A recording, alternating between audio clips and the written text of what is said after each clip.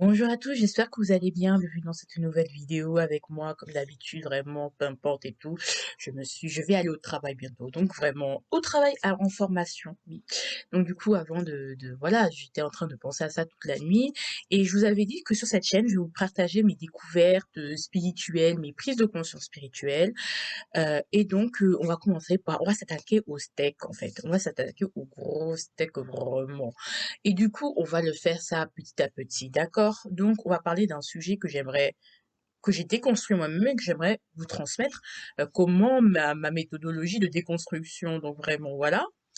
Je tiens à vous dire que cette vidéo est vraiment l'exposition de mes pensées personnelles que je vous partage parce que j'aime partager. Quand je découvre des choses, j'appelle mon père. Oui, tu sais, en fait, j'ai compris que 10 € par cette phrase voulait dire que vraiment. J'appelle mon prof, oui monsieur, et puis j'ai découvert des choses, il faut qu'on parle. Mais bon, comme il a jamais le time, vraiment, bon, c'est ça.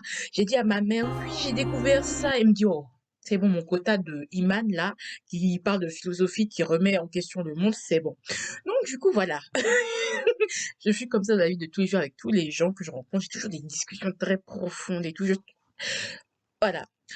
Donc, il faut savoir que c'est des choses que j'ai mûries de moi-même via les lectures, les prises de conscience, les rêves, les tirages de cartes que je fais. Et il faut savoir donc que c'en est en rien une vérité générale, sinon le monde ne serait pas aussi beau. Une mosaïque de pensées, c'est ça qui fait la puissance du créateur. Non mais voilà, donc je ne suis pas vous. Si j'ai l'œil un peu gonflé, on m'a pas tapé. C'est juste que j'ai pleuré à un moment donné et puis ça a gonflé depuis. Donc voilà. Il faut savoir aussi que vraiment, ce n'est pas des vérités générales, que c'est mes pensées, que je ne suis pas gourou, que je suis pas là pour vous prêcher la grande parole. Non, je suis là pour vous dire vraiment ce qu'il y a dans ma tête. Si vous êtes d'accord, tant mieux, vraiment. Merci, bienvenue, camarade. Si tu n'es pas d'accord, tant pis, c'est pas grave. Au cas, tu peux commenter, partager dans la bienveillance. Je peux écouter, je peux ne pas être d'accord avec toi, voilà. Donc, on n'est pas là pour être d'accord. Moi, les gens qui sont toujours d'accord avec moi sans réfléchir, sans savoir pourquoi, vraiment, non, hein. Donc vraiment, donc sachez que c'est ok si vous n'êtes pas dans ces délires-là, il n'y a pas de l'impro.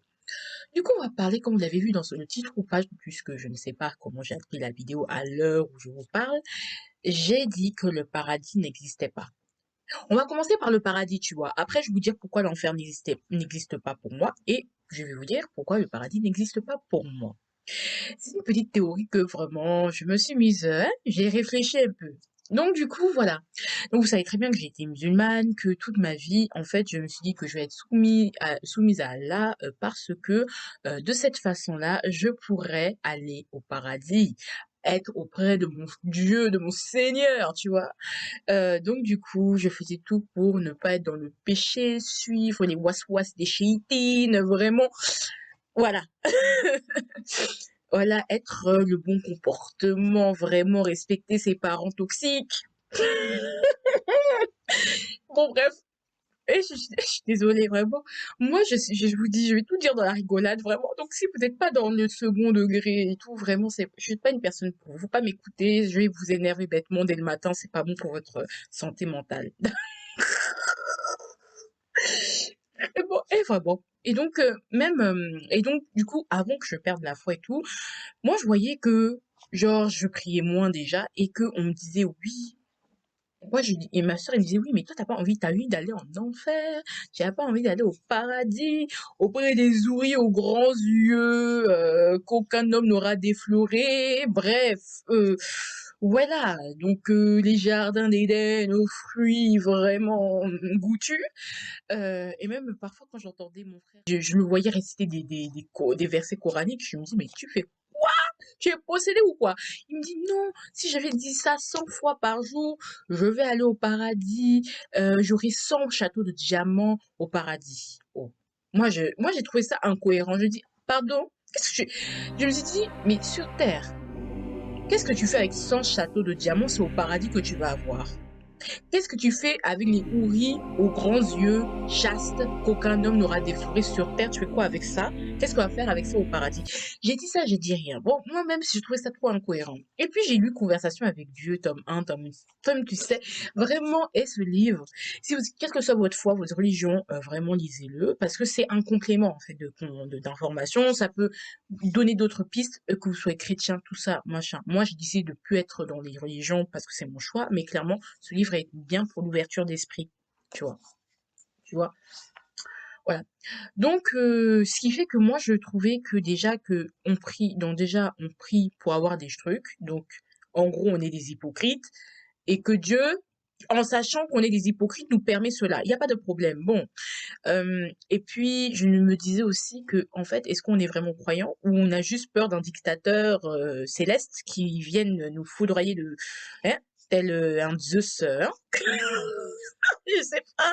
Donc, voilà, ça m'a perturbée. Et puis, je me suis dit, moi, j'ai regardé la vie, j'ai fait des remises en question de la vie, et je me suis dit, moi, Dieu, tu m'as mis dans les épreuves, tu m'as mis des hauts et des bas. Tu m'as mis les bas pour que je puisse profiter de ce que c'est que d'être dans les hauts. Et toi, une fois que je serai morte, tu veux que j'aille dans un endroit où il y a toujours les hauts. Il n'y a pas les bas, pour apprécier à quel point les hauts, c'est trop bien, vraiment. Moi, si je suis heureuse aujourd'hui, c'est que parce que ma vie est ponctuée de changements, de, voilà, de stabilisation, de, voilà, on est riche, après on peut être pauvre. C'est parce qu'on peut mourir demain qu'on savoure la vie à pleines dents. Si on a été éternellement dans l'oisivité éternelle, donc vraiment éternellement, c'est-à-dire que toi, tu vis 100 ans, ta vie s'arrête, et pour l'éternité, tu vas rester les pieds en vacances. Enfin, je sais pas, tu vas rester les pieds en éventail et avec les houris aux yeux chastes et beaux, à faire les orgies, puis être dans des châteaux de diamants, être dans des châteaux d'or, être dans la richesse, dans les jardins d'Éden et tout.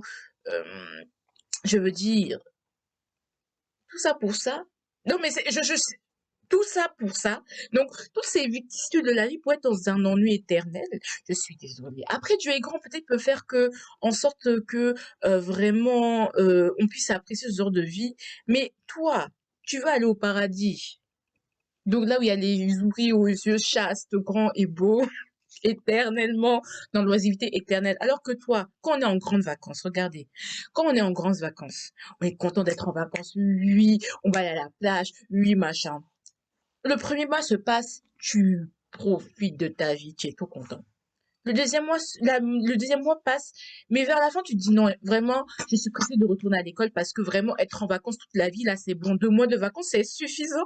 Laissez-moi retourner à l'école, s'il vous plaît. Laissez-moi apprendre, me casser le cerveau, s'il vous plaît. Parce que là, trop de facilité, trop d'oisiveté, là, c'est trop. Non, vous savez, hein, on pense tous que si c'était si facile, tout le monde le ferait. Mais vous savez que nous, les êtres humains, en fait, on aime la complexité, on aime le challenge, on aime les changements, on aime les problèmes. Parce que ça pimente la vie. Vous voyez les très riches.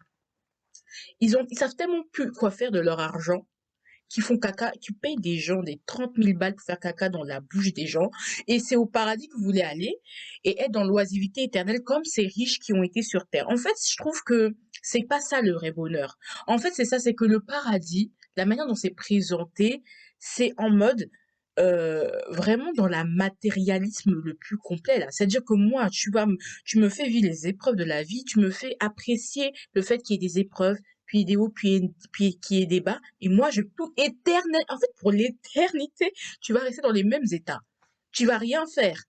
Tout sera bon, tout sera bien, tu seras dans le repos éternel. Je ne veux pas être dans le repos éternel, je veux être, voilà, j'ai envie de faire d'autres trucs où tout se passe bien dans le meilleur des mondes.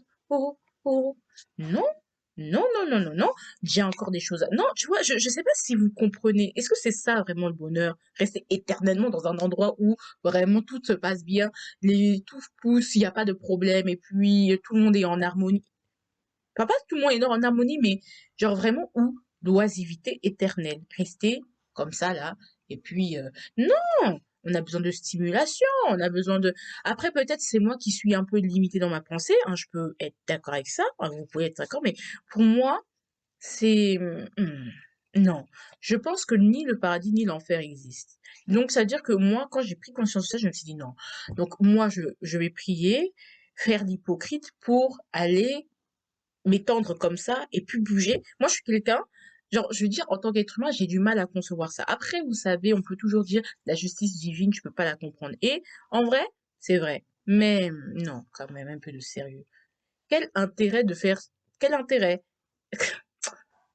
Quel intérêt? Je veux dire, mais c'est que ça le cadeau? Non, pardon. Moi, je sais pas, en tant qu'être humain, c'est sur Terre, je suis pas capable de comprendre, c'est pas au paradis que je comprendrai. Après, Dieu est grand, hein, comme tu sais, mais voilà.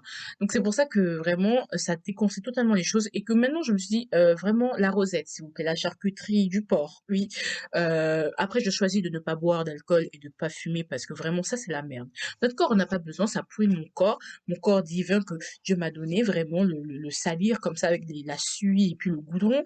Et puis l'alcool me rendre moche là comme ça, non. Ça rend moche, hein. Attention, vous vous plaignez d'avoir des rides, vous êtes trop alcoolique. Surtout nous les Français là, vraiment, trop d'alcool, trop de bœufs, trop de... Hein. Ne fumez pas ce genre de toxines. Vous mangez la toxicité là. Oh. Non, c'est pas bien. Moi, je préfère. Les seuls excès que je me permettrais dans ma vie, c'est au niveau charnel et bouffe. Et encore la bouffe, j'essaye de réduire, j'essaye d'équilibrer, tu vois. Bref, je sais pas si vous avez compris cette réflexion, que voilà, pour moi, le paradis ne peut pas exister parce que Dieu nous a pas créés pour finalement rester éternellement comme des larves, comme ça, hein, les oreilles aux yeux. En fait, c'est des plaisirs de la terre qu'on nous dit que euh, qu'on va revivre éternellement. Et en fait, je me dis, mais ça peut pas être limité à ça, le paradis.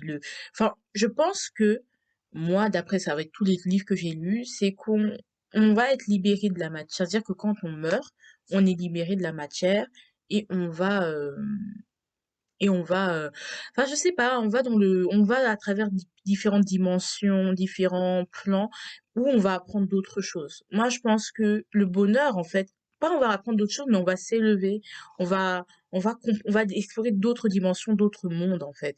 Celui celui des djinns, celui des, voilà, on va apprendre des choses. Vraiment, on est là pour expérimenter.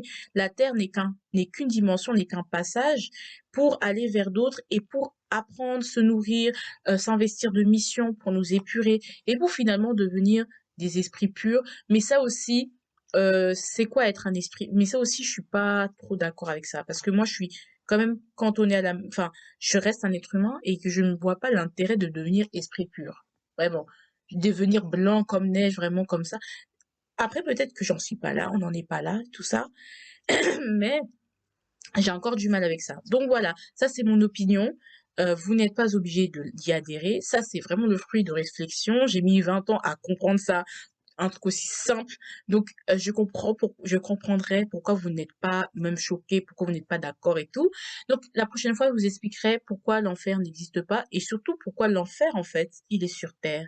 En tout cas, je vous embrasse. J'espère que vous avez bien apprécié ma petite vidéo. Ça n'a pas été trop long. En tout cas, voilà, j'ai expliqué mes petites pensées. Ouais, j'espère que vous avez compris. Bisous. Et je vous, voilà, à une prochaine là, un peu pour de prochains partages spirituels. Bisous.